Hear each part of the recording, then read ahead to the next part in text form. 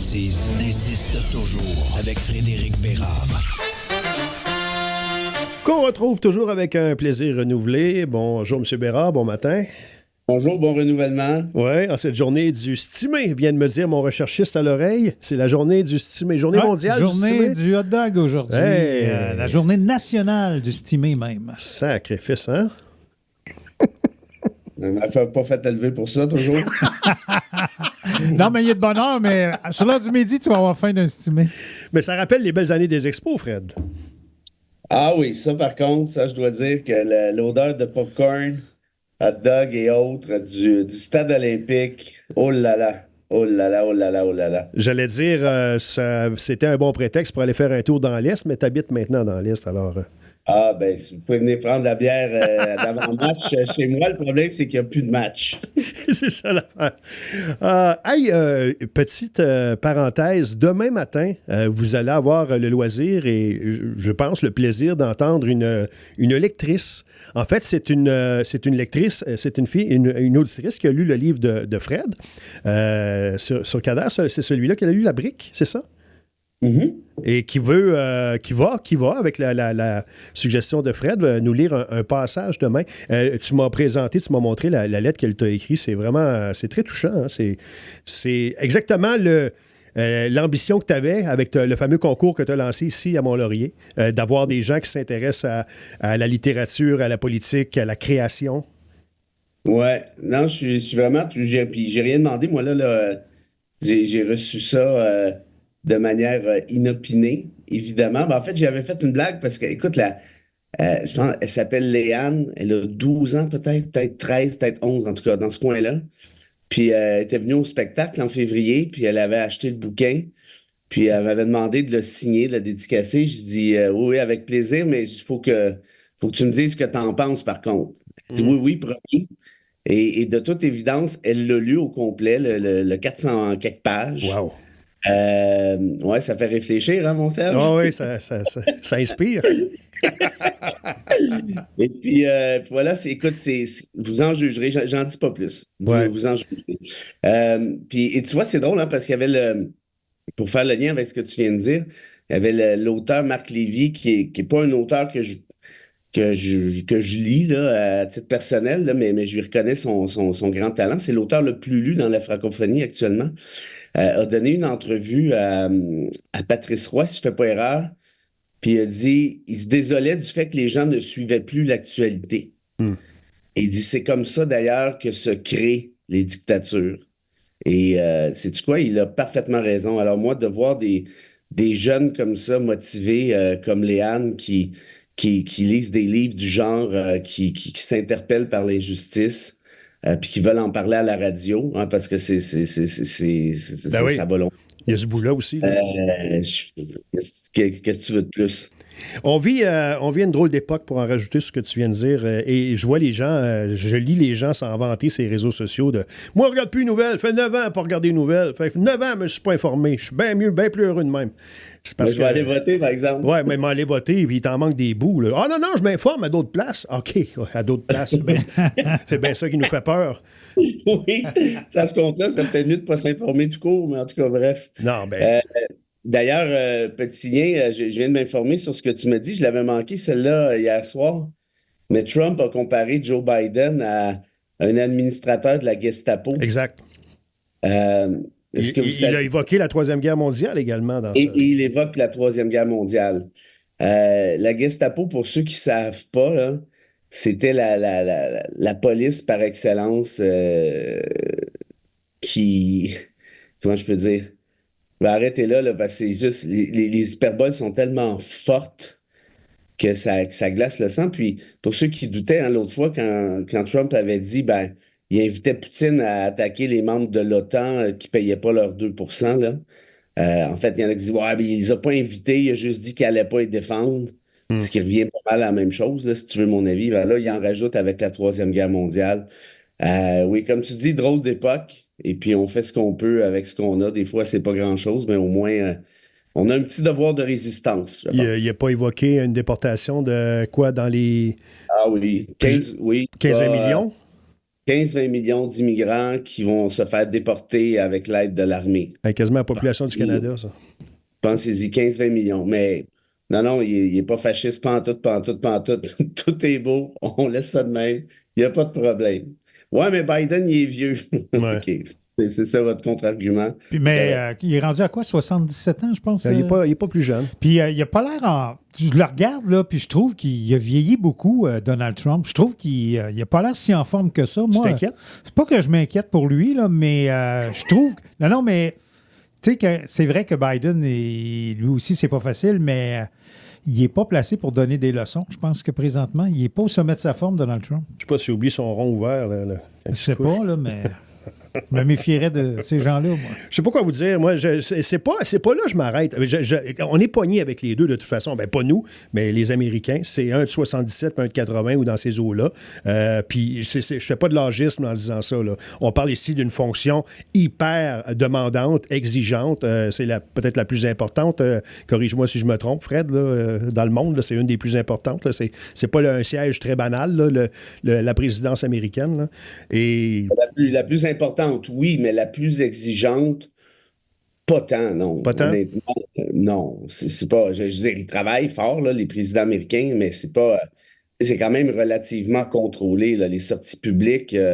Moi, je te dirais que le premier ministre du Canada, et peut-être même le premier ministre du Québec, travaille au final, en termes d'heures, dans une semaine, peut-être plus que le président américain. Non, puis je vais te dire pourquoi. C'est parce que, contrairement au système américain où le président ne siège pas, en chambre. Ouais. Nous, nos premiers ministres siègent. Fait que quand il y a une session parlementaire, ils vont battre. Ouais. Ben, le premier ministre, il prend ses clics, prend ses claques, puis il s'en va se faire achaler pendant une journée complète en se faisant poser des questions. Puis il faut qu'il gère par la suite, évidemment, son conseil des ministres. Il faut qu'il gère son caucus. Après ça, il est invité à un souper spaghetti à Saint-Roch-de-Lachillan. Après ça, il faut qu'il fasse des recensions de 8 livres à la fois dans la même semaine. Après ça, il faut qu'il fasse des podcasts. Après ça, il faut qu'il goûte à des grosses graines puis des affaires. Et on trouve quand même des gens pour dire qu'ils font rien de leur journée. Puis que, alors ça, par exemple, ceux qui pensent que les politiciens ne font rien, ben, les députés, quand ils ne siègent pas, c'est pas si pire, là, sincèrement. Mais si vous pensez qu'un ministre ne travaille pas, là, vous avez vraiment aucune idée de quoi vous parlez, là. Écoute, c'est drôle, hein, je lisais dans les témoignages... en fait, je pense que je lisais une entrevue plutôt avec la fille de Benoît Pelletier, qui est décédée récemment, qui a été ministre sous Charest pendant plusieurs années. Elle racontait que son père partait de Québec pour venir voir son spectacle à la petite école du primaire, je ne sais pas trop, là. Et Montréal, Québec, Gatineau, Québec, là. 5 heures. 10 heures de char dans la même journée, là. Ça, c'est sans compter parce que son comté était là, lui, à Gatineau, de toute façon. Non, être ministre, là, tu travailles comme un chien, puis le premier ministre, c'est peut-être même une petite coche au-dessus. On fait une petite pause. Il y a un des partis qui vit une crise actuellement. On n'est pas les premiers à le dire. On n'invente rien ce matin, mais ça s'est accentué avec 2 départs en fin de semaine. On va aller effleurer le sujet avec Fred dans un instant. Pour vivre l'expérience. La bêtise insiste toujours avec Frédéric Bérard. 8h moins 10, à l'ordre du jour aussi, aujourd'hui, dans l'actualité politique au Québec, il y a la ministre Guilbeault qui rencontre les maires des grandes villes. On parlait de transport en commun aujourd'hui, Fred. J'imagine que tu trouves pas ça très sexy, là. Donc, c'est-tu sa job ou c'est pas sa job? Oui, elle a décidé que ça l'était finalement, mais... Décidez-vous, madame. Oui, conseil ici de Maître Bérard.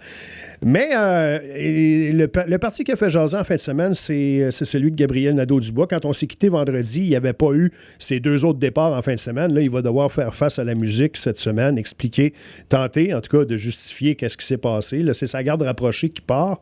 Toi, c'est un de tes amis, tu entends des choses, il y a des gens qui te susurrent dans l'oreille. As-tu d'autres choses que tu peux nous dire un matin concernant ça? Ben, c'est pas un de mes amis, là, c'est un chummy, là, on se parle une fois de temps en temps. Mais attention, plus ça dégringole, moins tu dis que c'est ton ami. Là. J'ai jamais dit que c'était mon ami. C'est bon.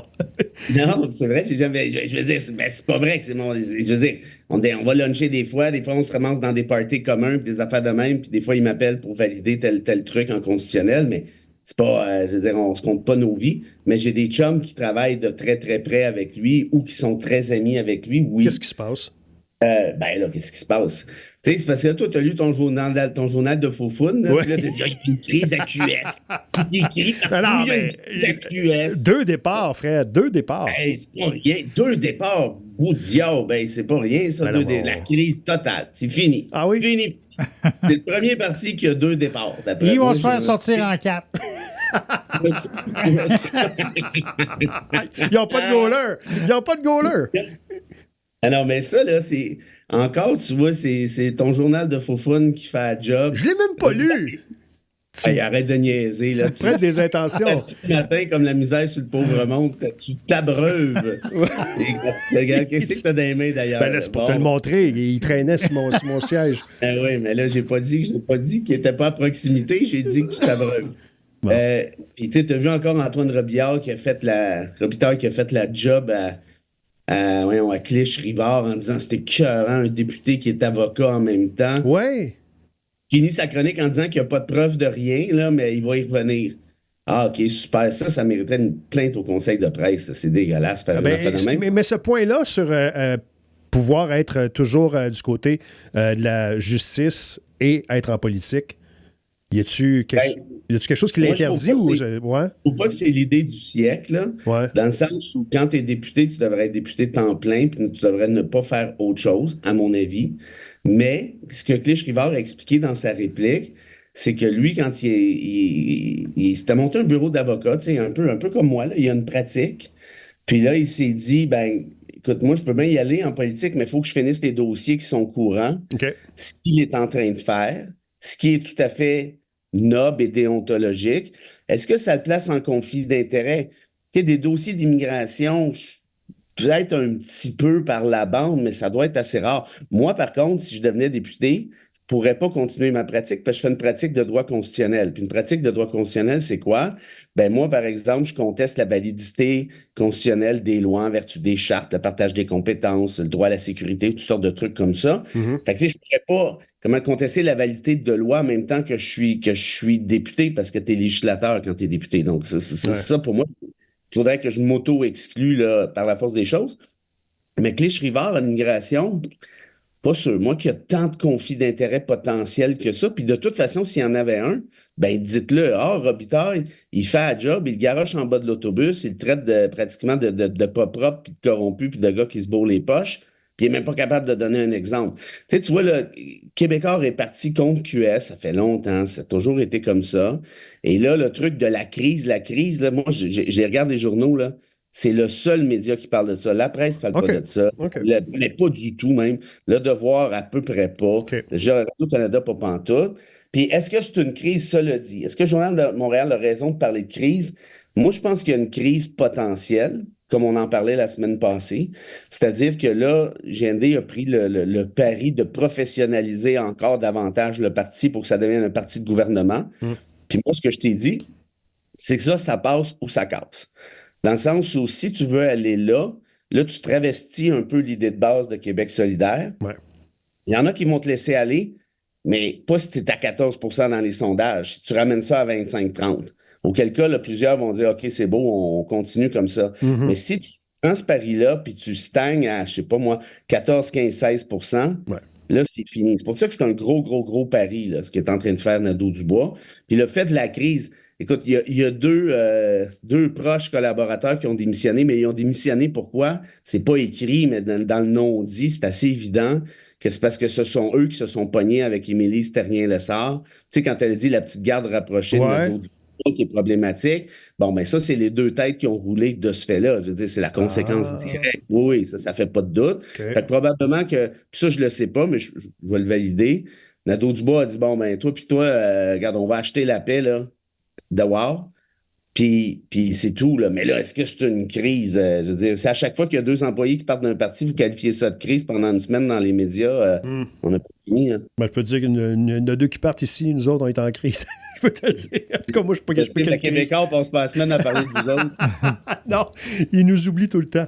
Alors, si j'ai bien compris, alors là, je vais prendre, pour terminer, un ton un peu plus officiel. Alors, M. Bérard, vous dites que vous envisagez vous présenter aux prochaines élections. C'est tout ce qu'on a compris? Tu comprends toujours tout croche, toi. Non, je ne vais pas me présenter aux prochaines élections pour la simple et bonne raison que ça va déjà assez mal demain. Dans le monde! Entre autres. Merci, Fred. Quand tu veux pas de citation? Ah oui, je veux une citation. Ah oui, mais là. André, Oui, je réclame une citation. André Dormet. Tu fais-vous pas dans votre enthousiasme? Alors, moi, j'ai pensé, avec ce qu'on vient de se dire, que du Hannah Arendt, Hannah, H-A-N-N-A. Comme Anna Barbara. Hannah Arendt était peut-être la plus grande philosophe du 20e siècle qui a fui l'Allemagne nazie. Par ailleurs, on parlait de Gestapo tout à l'heure. Oui. Écoute, c'était la blonde de Heidegger, qui est un autre grand philosophe, mais qui est un peu crinqué, qui est devenu le président de l'Université de Bavière pour les nazis de Hitler. Et là, elle s'est sauvée aux États-Unis, puis elle a écrit des bijoux. Et Hannah Arendt disait ceci: « Nous sommes libres, mon Trudel, de changer le monde et d'y introduire de la nouveauté. » Donc, tu te présentes aux prochaines élections, c'est ça? Elle là qu'il y en a qui ont en tête dure. Là, moi, je suis pogné pour jouer à petite vite tout de suite après ça, moi, cette citation-là. Là. C'est pour moi que c'est la programmation chez vous. Hein. Hey, puis bonne fête à Laurent Morissette, auditeur qui est fidèle au poste assez régulièrement. Pour être fidèle, il est fidèle. Bonne fête, Laurent. De ça. Et demain, un petit bout de lecture avec Marie-Hélène, c'est ça? Ah, ben là, hein? Avec la jeune auditrice qui va nous faire un petit peu de lecture. Léane qui va être avec nous. Tu peux de Léonard qui est mêlé. Toi, m'aura oublié. Moi, je plaide que si on envoie Léonard à l'hospice, là, toi, t'es pas loin. C'est tout le temps que nous avons, merci. On va être deux au moins. OK, bye-bye, bonne journée. Là. La petite